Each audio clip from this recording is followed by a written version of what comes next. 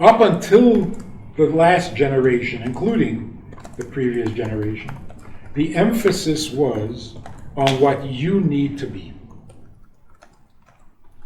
I think for everybody. Not just in Judaism, but in the world. What was the message that you got growing up? Why should you get up in the morning? Huh? Go to school. Why do you have to go to school? To learn, so you can grow. Huh? So you can grow. So that you can grow. Yeah. To be successful, better than you were yesterday. To be successful, to be better than you were yesterday, to maximize your potential. Huh? She said that's what your parents told you when you were going to school. Actually, yes. Like, my parents were just like, go! Go college. It's illegal to not go to school. You mean they ran out of teeth? Yeah. It just wasn't so caught. It just was, go. You have to go to school just because it's school. Legally, it's the law. Yeah. Well, like, also, your parents aren't going to, like, this whole metaphor of like, you're gonna grow. But they just say it in other terms. Other ways. Other terms. I mean, Okay, so what it boils down to, no matter where you were in the world, it was all the same. You have to amount to something. You have to be good at something. In fact, you have to be the best at something. That was what motivated you. That was what drove you. That's why they pushed you. For you to become, you have to become. What are you going to be when you grow up? Isn't that the most important question in life? What are you going to be? This is what brought us to this stage of existence where we're technologically advanced, life is safer now, people have more to eat, we live longer, pretty good. The world has very much improved. And what motivated that improvement? You. See what it says on that board? With the mirrors? You. What are you going to be? Look at you. What's going to be with you?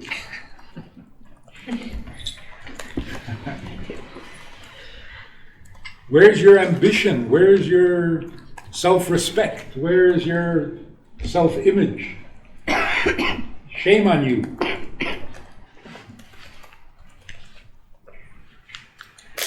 If that didn't motivate you, if that didn't get you up in the morning and out of bed, then what followed was, okay, if you're not going to do it for your own self-improvement, you better do it because there's a punishment waiting. There's some consequence you don't want to know, you don't want to see, so you better.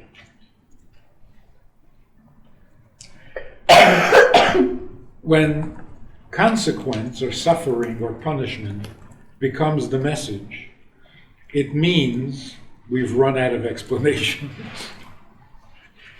When do you resort to a threat? When you have no explanation.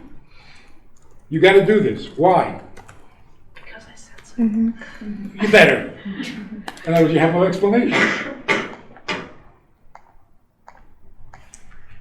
And even if the repercussions are natural, like if you have nothing to eat, you're going to be hungry. It's true. That's why I have to eat.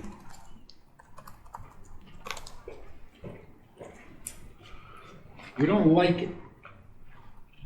This generation doesn't like it. We hate being threatened, even by nature. If nature threatens me, then I don't like nature. If you don't do this, you're going to get sick. Stop threatening me. How come? What happened that in this generation we're not excited? What am I going to be when I grow up? What's the difference? Well, you're going to go hungry, you're going to die homeless. Don't threaten me. It's not working.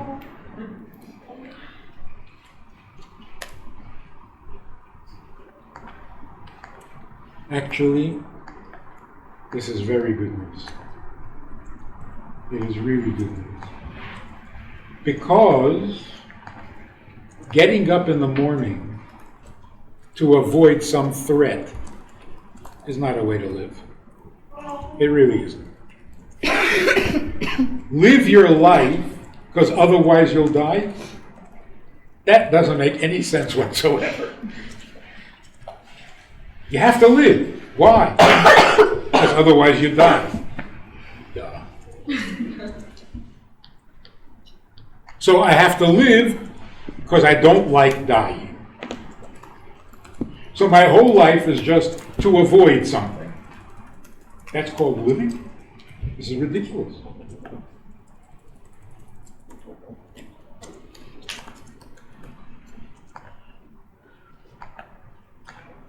If everything you do is to avoid punishment, then all of life, the most important, the most powerful, the most awesome thing is suffering. And that's what we're trying to avoid every day of our lives, every minute. That's why you have to go to school. That's why you have to eat healthy foods. That's why you can't.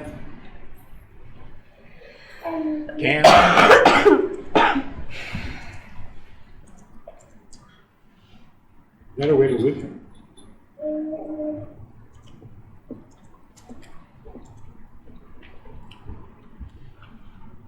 People criticize religion.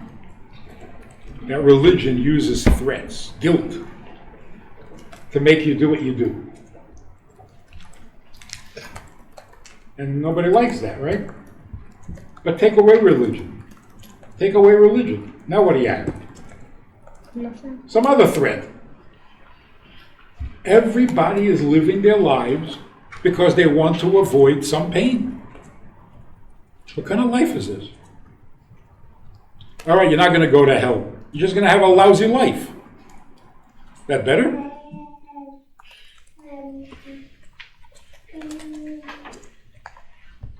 No, you're not going to have a lousy life. You're just going to have a boring life. That's even scarier. So why should you get up in the morning? So here is the reality of today, 21st century, 7th generation of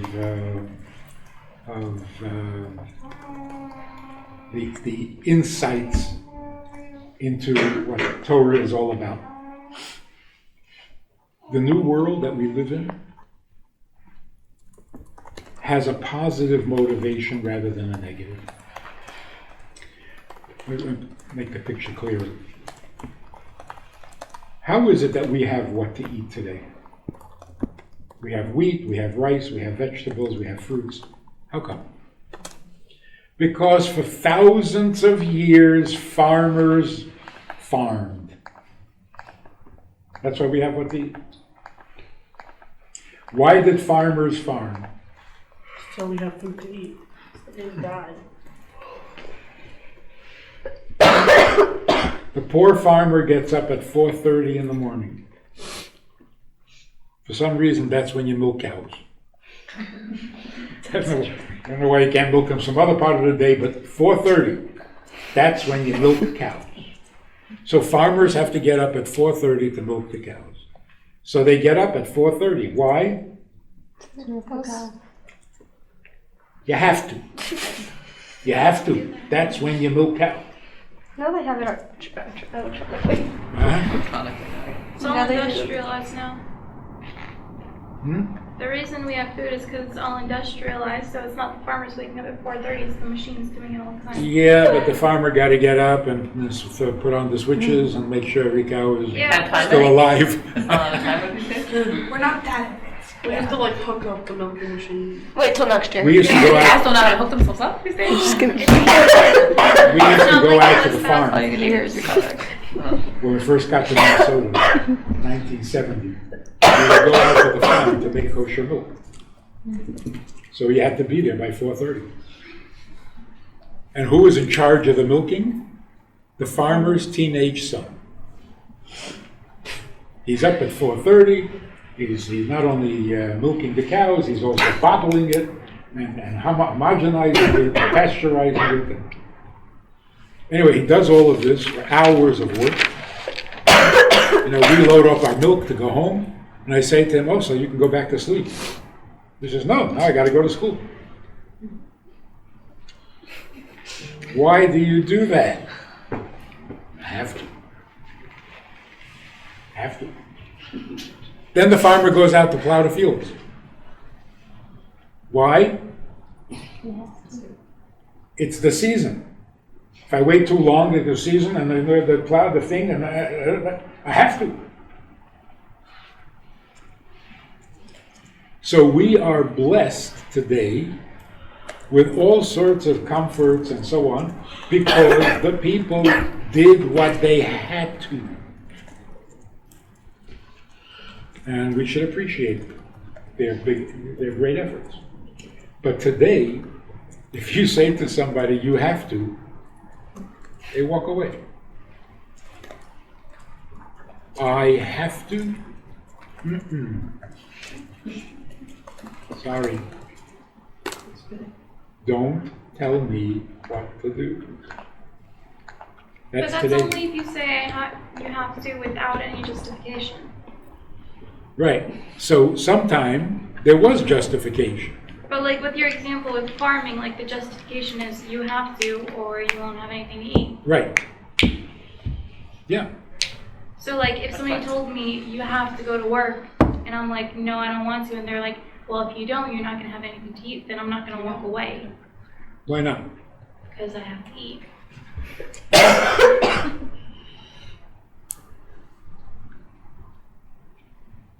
There are people who are walking away and they don't have what to eat.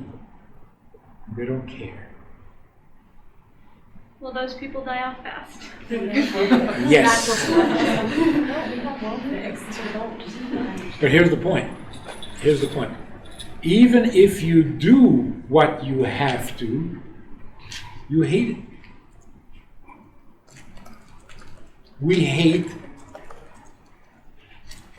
being compelled to do things because you have to.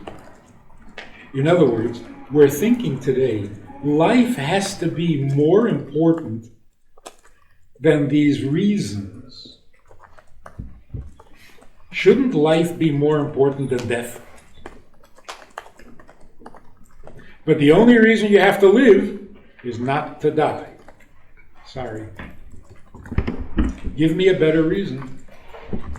So yeah, it's true. If I don't eat, I'll die.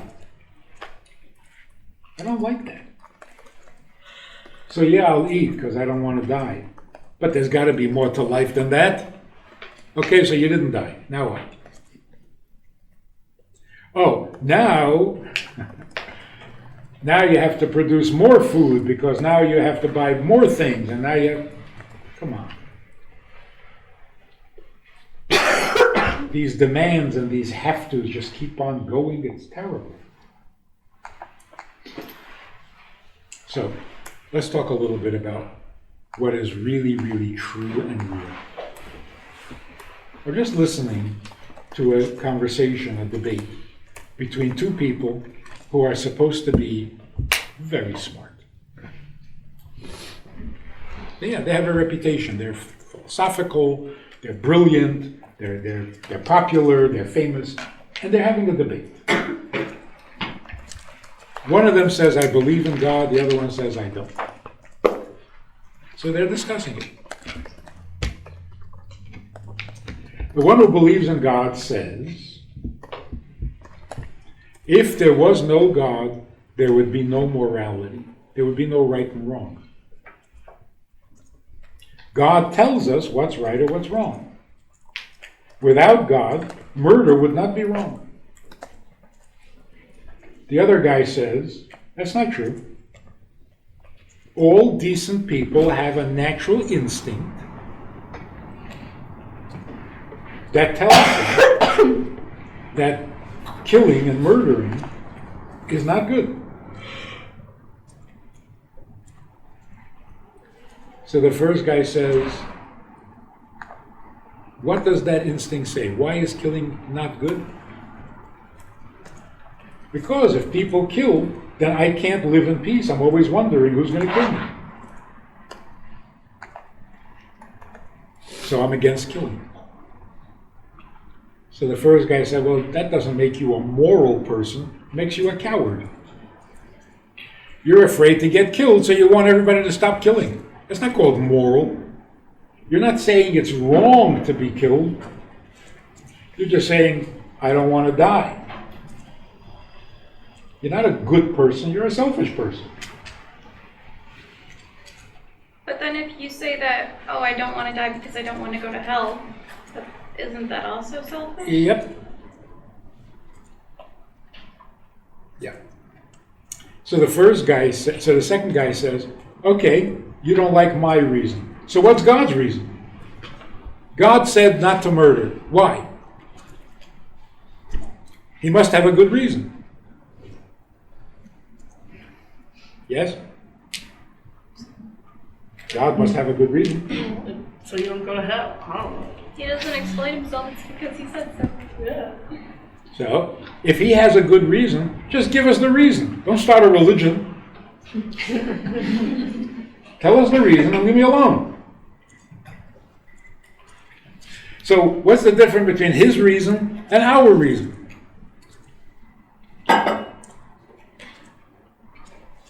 Is it for selfish purposes? Essentially, The funniest, most annoying part of that whole conversation was that the guy who didn't believe in God started off by saying, look, you don't even know what you mean by God. Nobody knows what God is. Technically true. If that's what you're starting off with, why are you part of this discussion? Go home. It's a discussion about God. You have no idea what God is. So who made you the expert? You just admitted you have no idea what God is. So drop out of this conversation. Just say, sorry, I don't know. How can you walk into a debate about God and say, I don't even know what God means? Wasn't he just saying how nobody knows, like, what he is, who he is? Mm-hmm. Like, nobody. Is that true? Yeah. So if nobody knows what he is, who he is, how he is, why are we talking about it? Because you'll go to hell? That is so ridiculous. Well, if you don't talk about it, you'll never figure it out. So Our we've lives talked. revolve around God. We can't just take him off the picture. Why? Because then there we'll go is to hell. God. Right. No, but like, No, then he'll send you to hell. Yeah. You know, this God you don't believe in? I'm just saying, like, why do we do all what we do? Just so God won't be angry with us. Uh-huh. but like, But we don't even believe in God, so. But we do. Why do we do it? Oh, just in case. Exactly. Who knows if he actually He exists? might exist and better watch it. You can't Paranoid. why scare yourself? Why scare yourself? I don't like that. It's, I don't no. But then also, can't- like, you you can't have say to go how for, it like, exists which and one is might get right, punished. and then you're like, which one am I getting angry by doing this thing? Well, Like, let's say the thing like, oh, between the I don't know, Christian- I don't know if God is real, right? So then you're like, oh, but if I think the Jewish one is real, then I have to do all the Jewish things. If I think the Christian one is real, then following anything by any of the other ones will send me to hell in that one. Oh, yeah. It's like if I So you might as Never well mind just, anxiety. alcohol, then you're going to hell. It's like so you might as well just pack a few bags and go to hell. Just stop fighting it, you're gonna end up there anyway, one way or the other. So, okay, fine. There's this quote by Douglas Adams where he says something along the lines of, the odds of you figuring out what the universe is all about is next to nothing, so better just forget about it and just do your own thing. You see, that's the damage that religion created. Religion created a whole lifestyle, a whole philosophy, a whole library of works and writings and stuff, and it doesn't begin to explain what God is, who God is. Just builds this big, monstrous palace on nothing. So then people come along and say, religious people don't make any sense.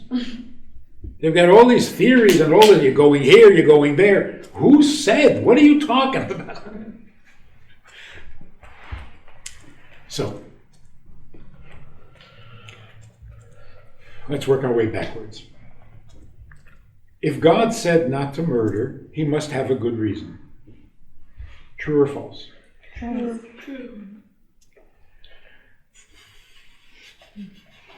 False. I mean, not a reason that we could necessarily understand, Yeah. but still a good It's reason. a reason that doesn't. The reason is a human. Not The reason everything is in the because world he has a said reason.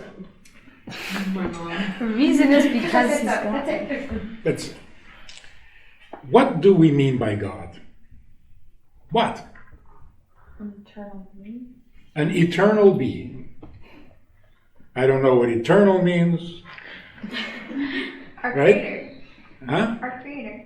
So your mom. Our There creator. can't be any other God either, because if there was another power, then God couldn't be God, because a God means you rule everything.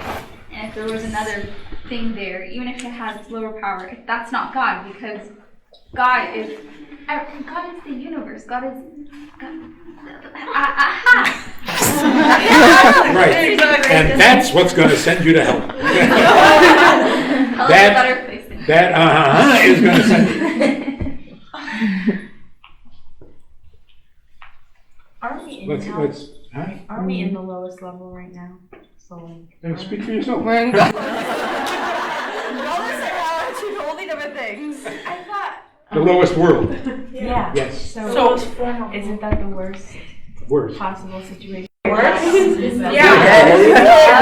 Oh, you mean in hell be worse than this? I think isn't Yeah. hell considered a Is this cleansing not process? hell? Yes. That's what I thought. But then on a good day, is this not heaven? Never been that good. Okay, let's listen for a few minutes. We know for a fact, and everybody agrees, there was a time when the universe did not exist. Before the Big Bang, there was no universe. There was nothing. These guys got into a conversation. Well, what do you mean by nothing? You know, nothing is something too. You know, when it starts like that, it's like, okay, I'm going home. Leave me something for alone. nothing. I mean, even nothing is not nothing. Then something is not something. That's it. Forget it. I'm getting out of here. There was nothing. What do you mean there was nothing? There was no river? No. There was no water. Oh, there was no water? No, there was no hydrogen. You know, water is... Oh, there was no hydrogen? How about 2 parts oxygen? No, there was no oxygen and there was no 2. There were no numbers. There were no parts. There was nothing, which means there was no reason for a universe to exist. There was nothing of a universe, but there was a being that always exists, that has no limits, that is infinite, eternal, and so on and so forth. How do we know? Because something caused the universe to go from being nothing to becoming something. Everybody agrees to this. Some people say there's no being, it just Just happens? How does it just, No. how is there Things that don't just No. happen. It's not how it happened. From what? From nothing? Something came from nothing? Well, where did God come from? Okay, that's the point. The point is that the universe is a creation. It once wasn't. Now you have to explain how it became. God is the exception. He always was. He didn't become. And from that universe, now you can call that God. You can call it a subatomic particle. You can even call it a God particle. But whatever it is, that's your God. So if you believe that the universe began with subatomic particles, then that's God. Because God means whatever there was at the beginning. To say there's no God is like saying there was nothing at the beginning. Well, if there was nothing, it would remain nothing. Because 0 plus 0. But that's So not, does- it's not the same thing. Well, wait. When So people- does anybody in the world not believe in God? yes. Not And by this definition, no. But by the normal definition of God, yes. What is the normal definition? That he's an all-powerful being who is affecting your life and you have a personal relationship Ah, with him. Okay. So that's step number 2. We all know that there was a being that didn't need to be created. Someplace. Because if it needed to be created, then whatever created it is God. But then, well, who created that? So there was something that didn't need to be created. Why didn't it need to be created? Because it's real. If something needs to be created, it's obviously not real.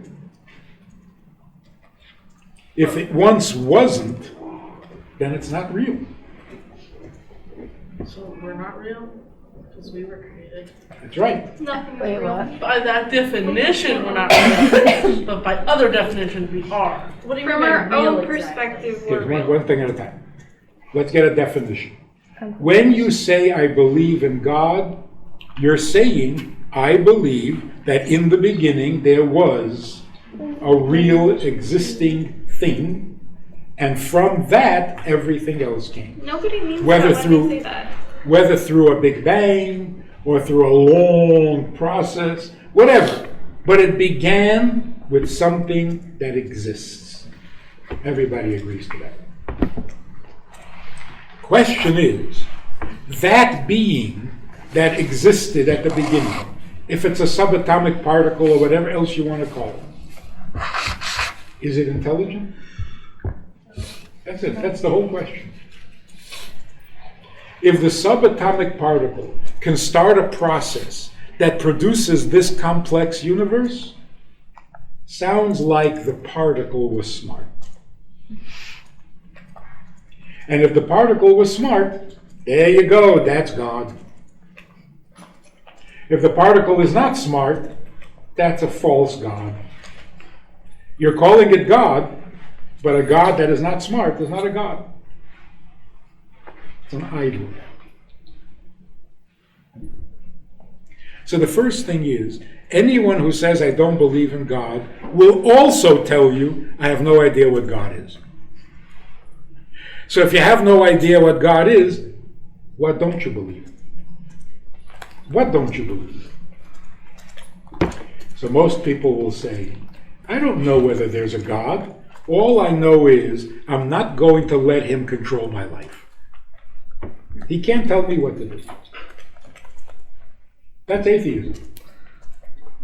Atheists are basically saying, there is, there isn't. Don't tell me what to do. I know right from wrong by myself. That's an atheist. Now, If there is an original being that didn't need to be created, what would be your guess? Infinite? Well, they have to be outside of our space and time to create our space and time. Mm-hmm. Infinite meaning he has none of the problems we have. Why? Because who would give him a problem? He gives us problems. He does. He makes us live only 100 years. Why? He makes us depend on food. You have to eat. He makes us fall asleep after a couple of hours in school. He makes us need to breathe. He makes us need friends, a house, clothes, warmth. He did this to us. He also gave us very limited talents. One person is good at math, one person is good at dance, one person is good at singing, one person is good at fantasies, like Disney. Why don't we all have all the talents? Because we weren't given. So the fact that we have limits means somebody is creating us. But if nobody created God, then who would put a limit on him? He wouldn't put a limit on himself. He could. He when he wants to, he does, but that's not a real limit. When he wants to hide, he hides. But he wants to. Nobody is limiting him. That must be true of the original being. Because if he's original, nobody's interfering with him. So when you ask who created him, no, there's no evidence that he was created. Because nobody's controlling him.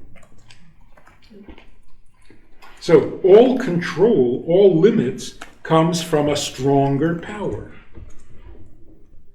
What keeps the sea from flooding? The earth contains the water. But if the water was stronger than the earth, there'd be no earth. So a stronger power restricts a weaker power.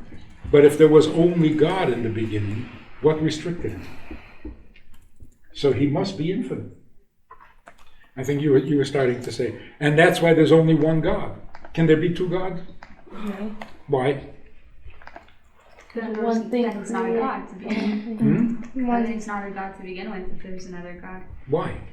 Because if a God means, the definition of a God is infinite rules everything. Infinite rules infinite. Well, that's one definition. You So why can't you have two The infinite? rules of our Because universe. two infinites is infinite, Just tell them. then it's not infinite. Because then who's controlling you? You can't have two different people controlling They you. can restrict You that. can't be controlled. Yeah. You can have equal and then both If choose. another The person infinite also something. is ruling infinite, the other God cannot rule them. You can't say, okay, there's Zeus and then there's like Aphrodite and like Hera. It doesn't make sense It because does make sense.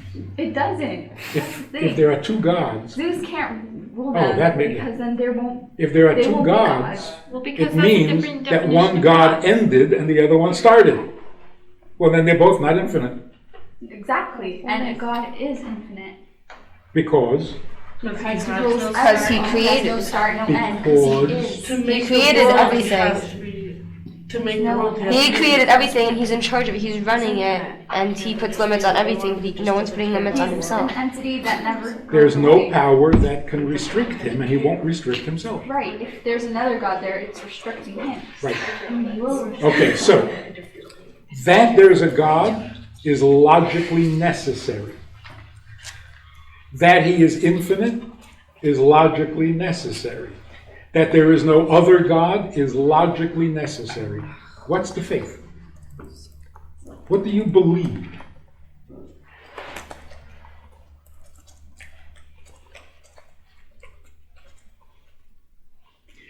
Again, no atheist can disagree and say there is no God. No atheist can say that God is not infinite, and no atheist can say there are two gods. That's just dumb.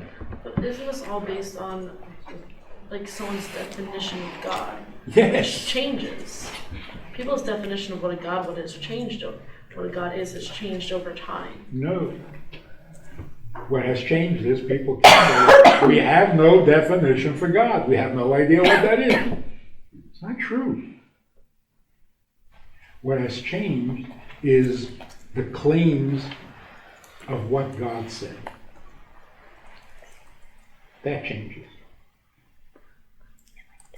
Did God say to kill nobody, or did God say to kill everybody?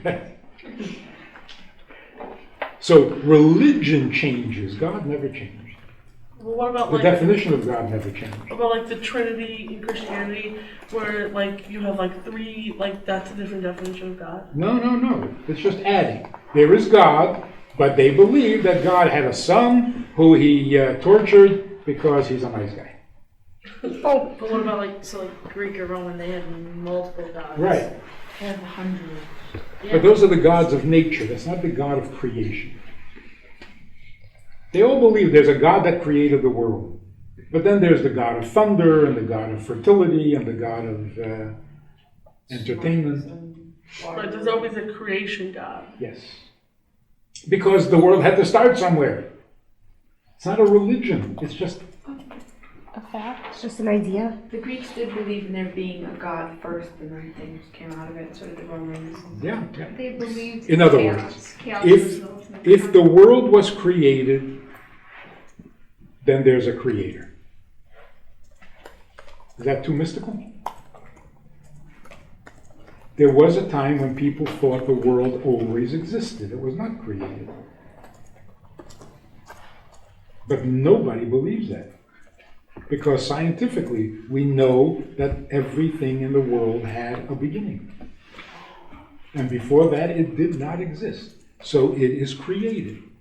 So if there's a creation, there's a creator. Now religion came along and confused us terribly. Religion came along and said, this God who created the whole universe has a reason, a purpose. What is his purpose? His purpose is that you should be the best you could be. That you should go to heaven and be an angel. That's pathetic. The truth is, God created the world not because of what we need, but because of what he needs. Doesn't that make much more sense? We didn't exist. He created the world to help us. But if you need something, isn't that a limit? Good question.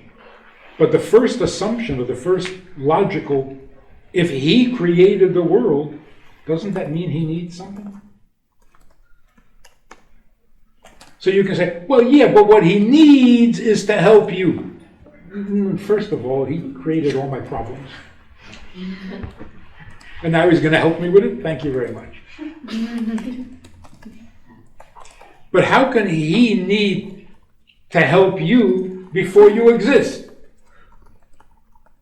The real question is, why does he need us to help him if he's infinite? Aha. That's the question I'd like to see. That is... And I asked that in uncap, you didn't give me an answer. Really? Yeah. Everything in its time. That is the really good, useful, intelligent question. Why would he need me? See, if everybody would ask that question, the world would already be close to perfect. If I'm asking, why would he need me? What I'm saying is, me, come on, I'm not that important. Why would he need me? What could I possibly do for him? Also, like, why does God care what I do? Yes. Like, what I do is not important. Yes. Even if I So it's humble and it's realistic. Really, what I do, what? He has nothing better to do than to follow me around and watch what I'm doing? It's really scary. Even if everyone asked that question, if no one, Yeah, we will eventually get frustrated. I don't think everyone would be. I don't think that there would be perfect. Like, No. It's only one step. If everyone was humble enough to ask, why would he need me? That would be a vast improvement. If you ask the question, you don't get an Aren't we answer, doing it to help eventually you'll get ourselves also? frustrated and be upset. Aren't we doing it- Bad things, like people have killed and they'd be like, this is what God needs me to do. Like, Yeah. kill the non-believers. Someone who. Well, Yes. If this is true, it is dangerous. Because every powerful thing is dangerous. Because if you abuse it. So, here's the point. Did God tell us not to kill for a good reason? No, there were no reasons. There was just Him. He doesn't behave according to good reasons. He creates reasons. He's God. Which means, what is wrong with murder? He doesn't like it. Why? Not why. He doesn't like it. That's what makes it wrong. So when people say like, don't injure your body or don't kill another person because God will be upset because He created you, is that not a reason? No. Not a reason. It's like, why are you important to Him? For He no needs reason. you. For no reason. And that's what's so amazing and exciting. I think There that's- is no reason. It's just Him. What do you care about your creation? If you made, like when someone makes a cake or when someone makes something, Yes, that's human beings. But even with human beings, why does your mother love you? 1 second. Does your mother love you? I hope so. I don't want to be presumptuous, you know? Why does your mother love you? For a good reason? Because she's your mom. What's the What reason is that? I wouldn't call it a good reason. She If you has went to. through that sort of thing, No. You're willing to go through that thing because you already love it. No? So then ask your mother Listen, if she loves you. if your mother loves you for a good reason, you're in trouble. Because if she needs a reason to love you, you must be really difficult. And then if the reason goes away. It's even like this guy who Okay, doing Clara. some marriage counseling, and after a couple of weeks he says, things are much better. I understand her now. I said, things are not better. They're worse. Oh, now you got her figured out? That's a husband? That's a psychiatrist. Why does a husband love his wife? Why does a mother love her child? Why should you live? Give me a good reason. If you need a reason, you're in trouble. That which is true doesn't need a reason. so is our life just not true? Only thinking can be not true. Your thinking is not true. If you think that God says don't kill for a reason, it means that reasons dictate His behavior. No, nothing dictates His behavior. He's just being Himself. And Himself does not like murder. Why? Because He doesn't like murder. Why does He love us? Why? If there's a reason, then I'm not interested anymore. Because the reason can always go away. So imagine a wife asks her husband, why do you love me? Can you think of a good answer? What answer would satisfy the wife? Like you can say, I love you. It's such a loaded question. Why is it a loaded? gonna satisfy. Why is it a dangerous loaded question? Because nothing's gonna satisfy her. If you give, if like, you what- give, She's gonna be like, well, you don't like me for this or that. So understand this. Understand this. Whatever reason he gives, You're not gonna she's going to be scared. Why? She's not gonna like it. Because she's gonna wonder what's wrong with the other reasons. It means that you love me conditionally. And you happen to have a good condition. That is scary. That means you don't really love me. You love the condition.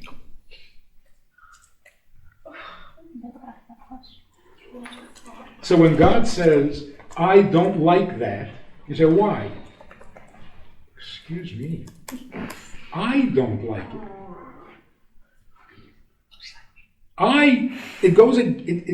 It goes against me, not against some reason. So when God came down to Har Sinai, what did he tell us? Right and wrong? No. He told us what he likes and what he hates. And that is right and wrong. Make sense? So it's not like something told God that murder is bad, and he conveyed that idea to us. He's not a messenger. What told him that murder is bad? Nothing. It's bad because he hates it. Why does he hate it? Because that's him. If you were God, you would hate it. Why does a mother love her child? Kid is not that cute. Present company. The answer is, if it was your child, you would love it. So it has nothing to do with reason. It has to do with reality. This is really God. He hates murder. He loves Shabbos. But do you love that child because it's a part of you? Yes. But then that's the only reason you love him? That's not even a reason. It's just a fact. Right? It's not like, let me think of a few reasons. Yeah, he's mine. I know he's yours, and I'm asking you why you love him. And the answer is, he's mine. But aren't feelings subject? So that's like, I guess it's just a fact at some point. But I'd say Yeah, which means that's true. Subject for change. Why do we say Torah is true? Mitzvahs are true. What do you mean it's true? It means it's not manufactured for a reason. It's really him. But if we change our minds about things, and all of the things that we have come from God, then doesn't he have the same power to change his mind about something? He does change his mind about many things, but not about himself. So what is really him can't change. Because it's him. There are certain things about us that will never change, because it's really me. The things that are not really me, right? The things that are not really me, I can change. I'll have a good reason to do it. Tomorrow I'll have a good reason not to do it. But I won't change. So that which is really me, like my children, my parents, my God, that's never going to change. Because it's not the product of a reason. So these two brilliant guys are sitting there having this debate, and the whole debate is stupid. God has a good reason, so why doesn't he just tell us? No, he doesn't have a good reason. He's God. Before there's reason. So you don't know what you're saying about God. That's why you're getting yourself all confused and entangled. So first you say, I don't know what God is. But if God said not to kill, he had a good reason. Oh, so you do know something about God? I thought you didn't know anything about God. It's such an embarrassing conversation to listen to, because here are two people acting smart, saying stupid things, contradicting themselves. It's pathetic. Here's today's generation. This is really exciting. For the first time in history, we are not going to do things for reasons. We're going to do things for Him. You see the difference? I don't want to be religious. I don't want to be all I can be. I don't want to be told what to do. I don't have to do anything. But He needs me. I like that. Because it turns out, what is the truest fact of a human being? A human being is a necessary, needed creature, not an ambitious creature. We're not here to be the best we can be. It doesn't make any sense. We're here to be, I did it my way. Good for you. Why were you born at all? To do it your way? To do what your way? Who asked you? It's not making sense. It turns out, you think you need to be loved? You really need to be needed. You know why? Because you're needed. God created you because He needs you. That's the most real thing about you, is that you're necessary. Everything else is commentary. Now, for a long time, we've been told that we are not necessary, we're cute.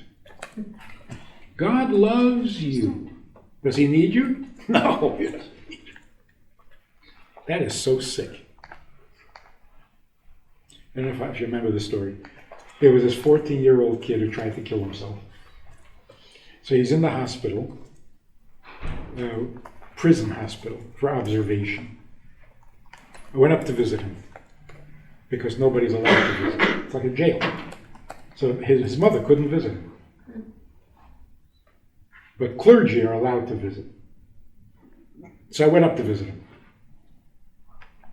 To make a long story short, he wasn't interested in talking to me. He wouldn't even look up from his book. Anyway, he says, why don't you go home? The chaplain has already been here. The hospital chaplain. I said, what did the chaplain say? The chaplain said I shouldn't kill myself because God loves me. Right? Typical Christian. I said, what do you think of that? He says, that's stupid. I said, I agree. I can't imagine God loves you. You're an obnoxious kid. I don't know if we should say that, like, to suicidal teens. You may have a point there. So listen to what happens. Sometimes the unconventional is, he says, yeah? Like, why are you saying that to a suicidal kid? I said, God created you because He needs you. You're a piece in the puzzle. So there's something He needs from you that He's not going to get from anybody else. So He's stuck with you. I don't think He likes you. He says, what if I don't want to do what He needs me for? I said, well, that's called freedom of choice. He created you for His reason. You can either agree or disagree. That's called freedom of choice. So you can do it or not do it. But have an opinion. Say, yes, I want to, I don't want to. Say something. Anyway, the conversation didn't go much further. But I learned something really important. What the chaplain said to him was stupid.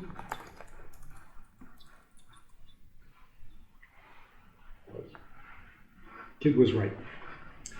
If a child at 14 decides to kill himself, what is he saying to the world? You don't need me. You don't need me. He wasn't killing himself because no one loves him. His mother loves him. He just doesn't love her. He's killing himself to tell the world that he doesn't feel necessary. He didn't have a difficult life. So here he tries to kill himself, telling the world, I'm not necessary. The chaplain comes along and says, but God loves you. You see how stupid that is? But God doesn't love us? Right. It's like saying, you're right, nobody needs you, but even so, don't kill yourself because God loves you. So he's thinking, if I'm not necessary, I should hang around so that God has someone to love? What am I, a pet? Like, what do you love that you don't need? Lots of things. But mostly a pet. You need a gerbil? Who needs a gerbil? So why do we have gerbils? Because they're so cute running on that little thing. So if you're a gerbil, you're happy. But if you're a human being, I exist for your entertainment? No. So, what did I learn from this? A human being needs to be needed much more than he needs to be loved. If you don't need me, don't do me no favors and love me. I'm not your entertainment. So imagine a guy says to a woman, I love you very, very much. Want to marry me? She says. No. He says, well, too bad for you. Too bad for who? In other words, I don't really need you. I just thought it'd be fun to get married. Oh.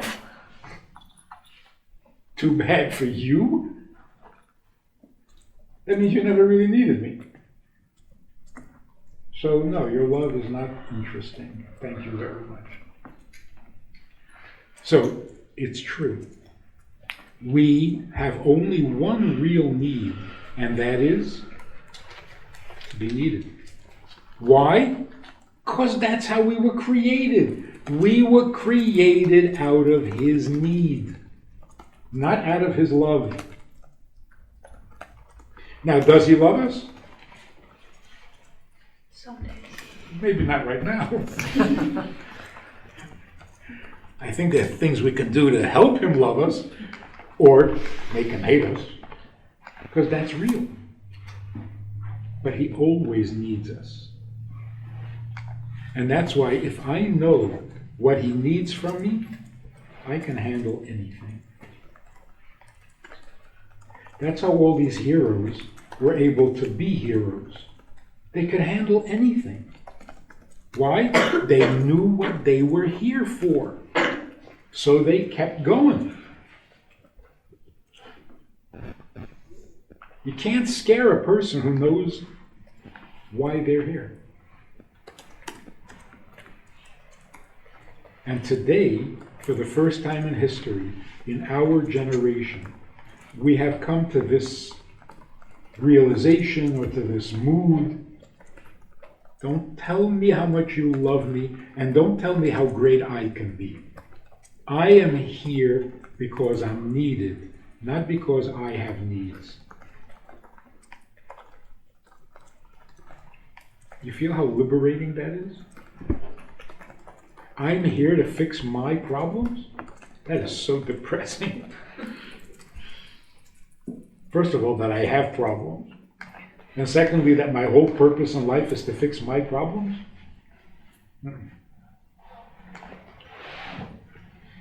That's why we can serve God happily. Why are we happy? Because it's not about my problems. So do I need to get to heaven and not go to hell? Yeah, but who cares? That's not what it's about. If I go to heaven, I'll be in heaven. If I go to hell, I'll be in hell.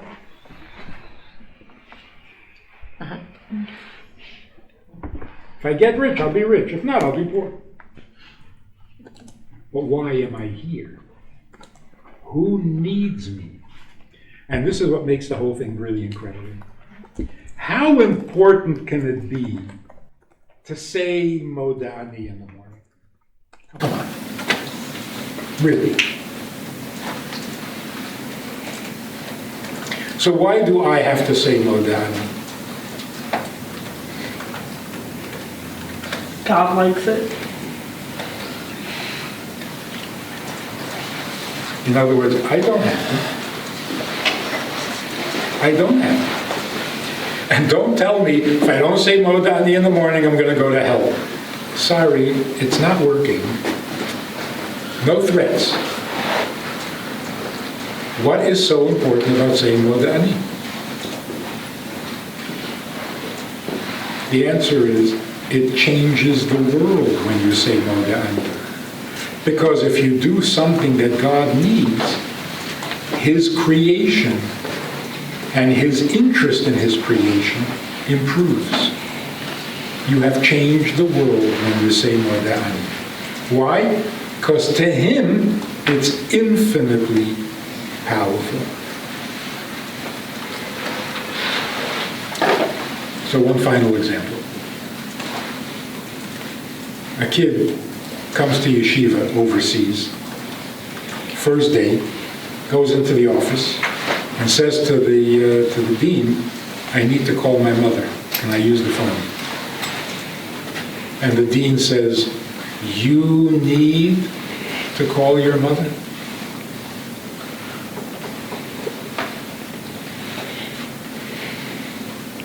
I said, what? Did I say something wrong? Does he need to call his mother? Yes. No, why is he calling her? She needs him to call her. Say what? She needs him to call her. He needs to call his mother, or his mother needs to hear that he arrived? His mother needs to hear that. So look at the chutzpah. Plagiarism. It's his mother's need, he claims it's his need. Why do you do that? Why do you do that? What? It's important that he call his mother. Why? Because he needs to? He is not a good son.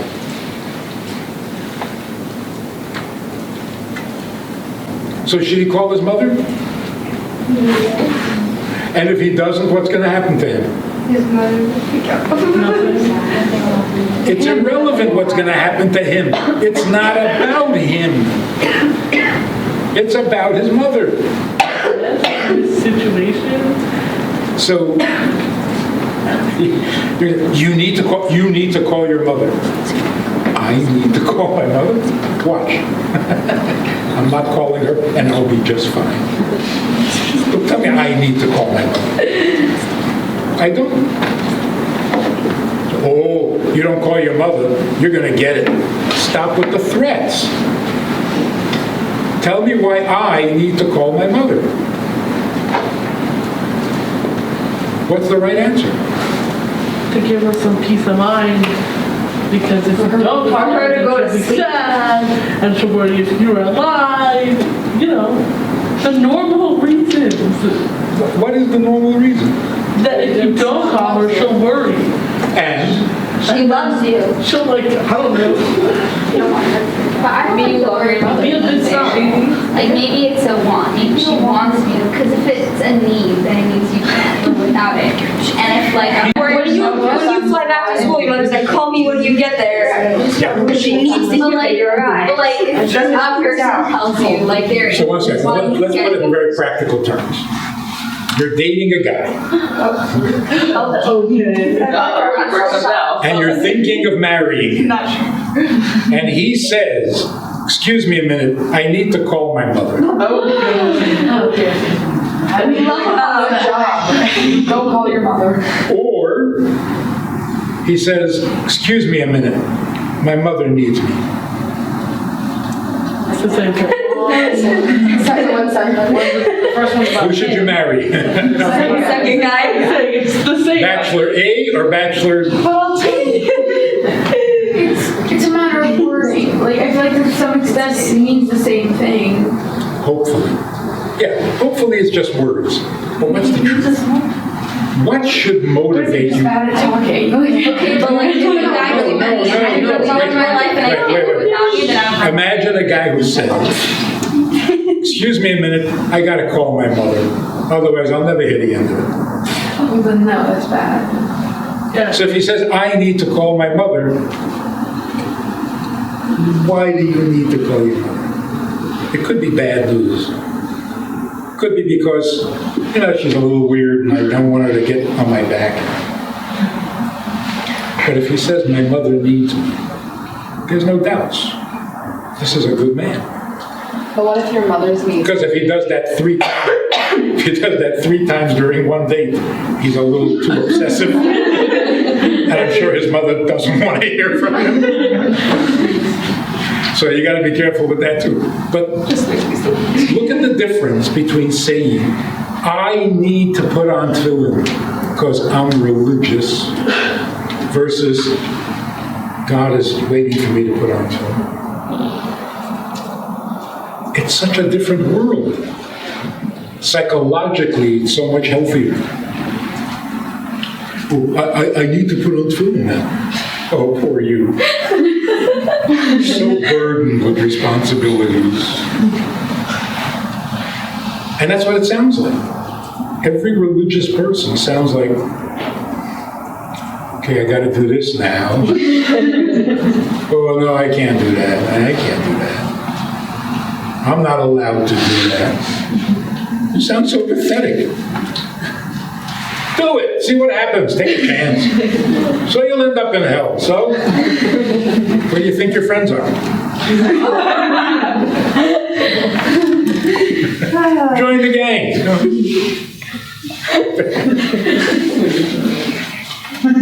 But when a person says, God really wants me to do this?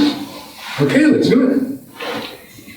That's so perfect. That's so clean. It's so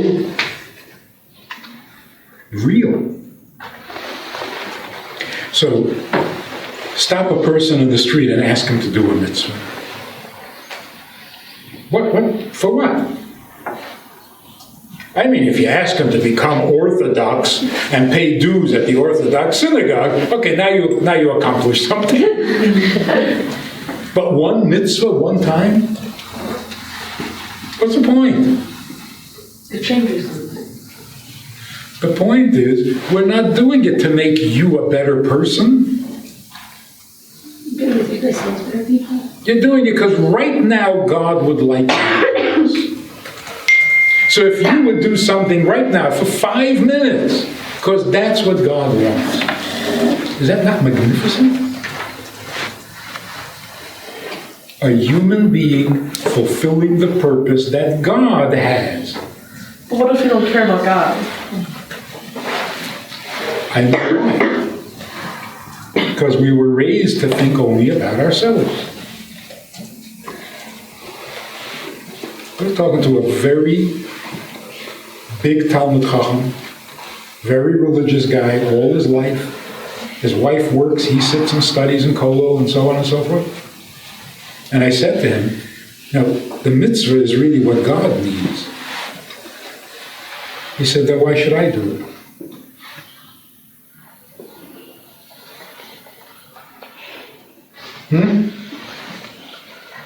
God needs it, so why should I do it? God needs you to do it. God needs you to do it. Yeah, but if that's his need, let him do it. His need is to see you do it. Exactly. But this guy who was religious all his life he was told, you do what's best for you. Studying Torah is best for you. Being religious is best for you. You will have a front seat in Gan Eden. And you'll be able to wave to all your friends as they're going off to hell.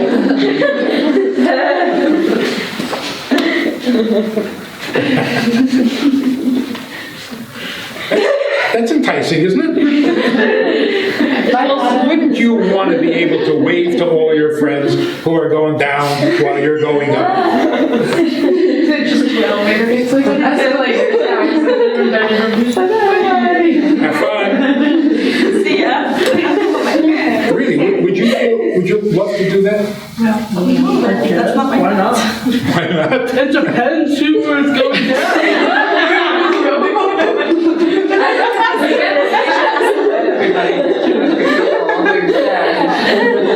I've got to be extra nice today. But you're my boss as I go down. I want you to jump down with me if you're going to see me doing that. Actually, religious people have a terrible problem. Really, they can't sleep at night because they're working so hard to go up the escalator, and yet they're afraid all the time that some people they don't like might be on that escalator, and that kills them. Oh no, not with me. You get to go where I'm going? No way. It is so ugly. That is so arrogant. It is so selfish. See these rabbis online. You can listen to them. All those people, they're going to hell. It says in the Torah, you're all going to hell. Like, how about you? Are you going to? No. And then some rabbis come along and say, no, all Jews are going to heaven. Hey, that's not fair. I work so hard. Exactly. I give up everything. I haven't sinned in months. And this guy who sins is going to be this. No way. No. I'm not going.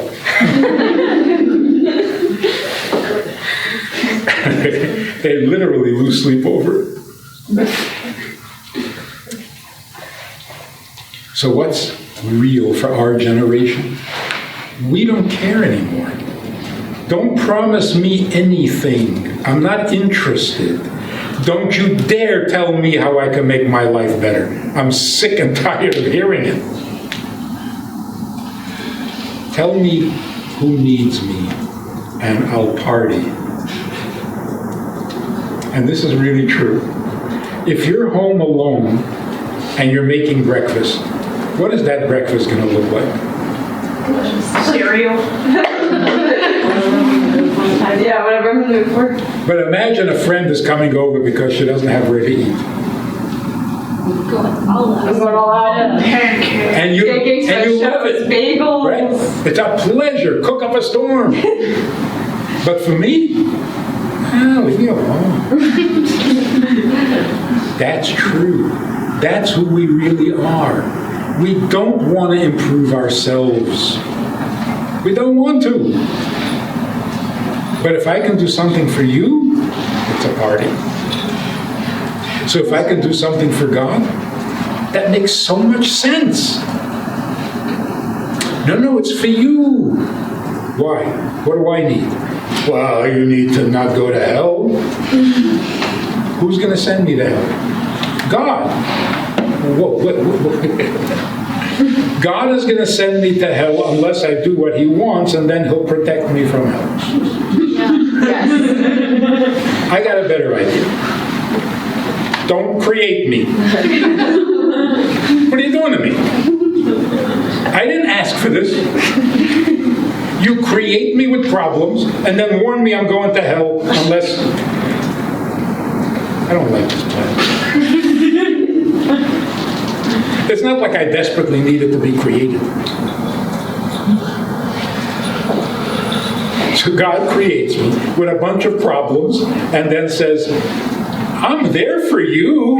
I'll help you with whatever problems you have, Well, you gave me the problem. Yeah, but I'll help you. This is sick. This is really disturbing. Hey, be careful. You want to go to hell? So now I can't even say anything. I have a question. Yeah. So when we talk about fixing ourselves, whatever it is we have to do for ourselves, so that's part. Fixing yourself means get off your own back. Stop making yourself miserable because I need this and I need that and how come and stop it. Why are you torturing yourself? It's not about you. So wherever you are, whatever you are, you got 5 minutes? Can you do something for Hashem? I can do something for Hashem? Yeah. That's who created you. So if he created you, you're not important to him? How does that work? No, we can't possibly be important to him. How could we be? Who created you? Oh, you're important enough to be created, but not to be paid attention to. So why would God pay attention to me? I don't know. Why would he create you? To ignore you. He created you to ignore you because he can't be bothered. Come on. So here's a test you can have.